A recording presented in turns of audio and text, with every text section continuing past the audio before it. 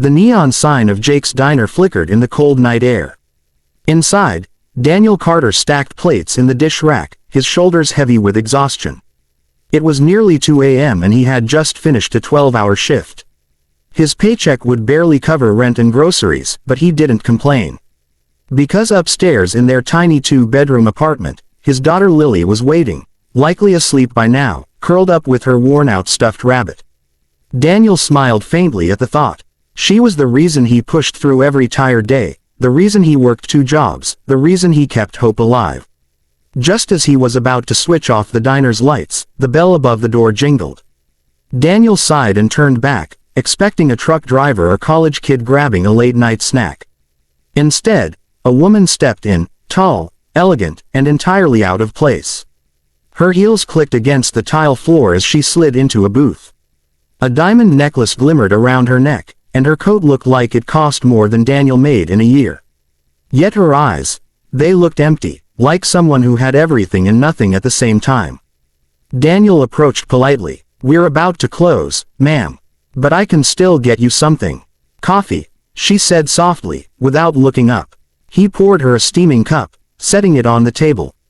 "Rough night?" he asked gently. She lifted her eyes. "You could say that." She hesitated, then added, "Tell me, what would you do for $1 million?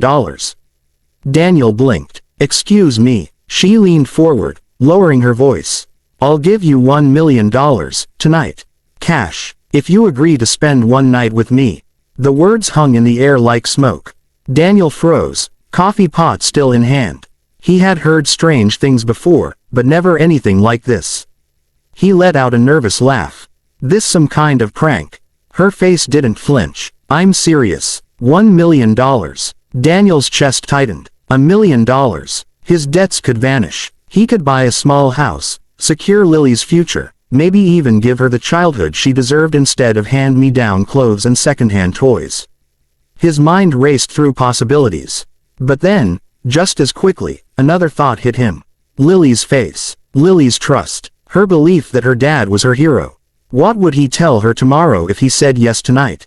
That he sold himself for money. That integrity could be traded away. He set down the pot, steadying his voice. "I'm sorry, I can't. My daughter's at home. She's my world. Money can't buy her love. And it won't buy my dignity either." The woman stared at him, stunned. For a moment she looked offended. No one had ever told her no before. But then her eyes softened, and tears welled. "You're the first person in years," she whispered, "who's seen me as more than money." Her name was Evelyn Sinclair. Billionaire heiress. Everyone in the country knew her last name, but almost no one knew her. She confessed that her offer hadn't been about desire. It was a desperate test. A way to see if anyone could resist what her fortune dangled in front of them. For years, people, friends, lovers, even family, had only stayed close because of her wealth. But Daniel, he had just walked away from it without hesitation. The next few nights, Evelyn returned to the diner.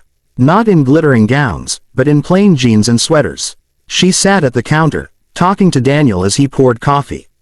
She asked about Lily, her love for drawing, her big dreams. She listened to Daniel speak of the struggles of being both mom and dad, of keeping promises he wasn't sure he could afford to keep. And slowly, Evelyn felt something she hadn't felt in years, human connection. One Saturday afternoon, Evelyn showed up at Daniel's apartment. Lily opened the door, clutching her rabbit. Evelyn knelt down and smiled warmly. "You must be Lily. Your dad tells me you're an artist." Lily beamed and pulled Evelyn inside to show her sketchbook. Page after page was filled with drawings of flowers, castles, and a family that always included her dad.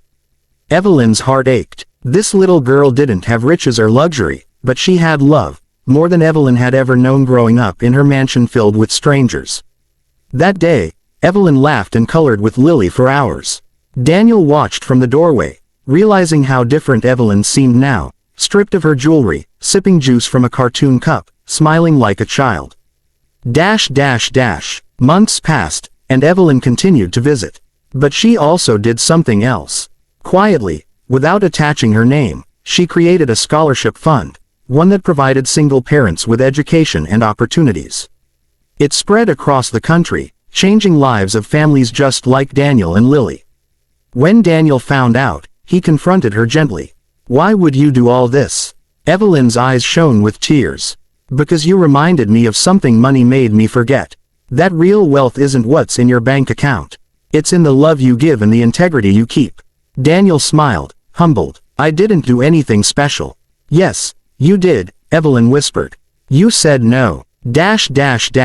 In the end, Daniel never took Evelyn's $1 million.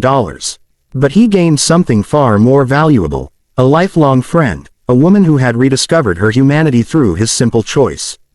And Evelyn gained something too, not just a friend, but a family she had always longed for. She wasn't Lily's mother, but she became Aunt Evelyn, the woman who sat at birthday parties, helped with school projects, and cheered at soccer games. Daniel's refusal of $1 million had sparked a chain reaction. His small act of integrity lit a fire in Evelyn that spread to countless families across the country. And it proved one timeless truth. Light bulbs. Sometimes the richest people are not the ones with the most in their pockets, but the ones with the most love in their hearts.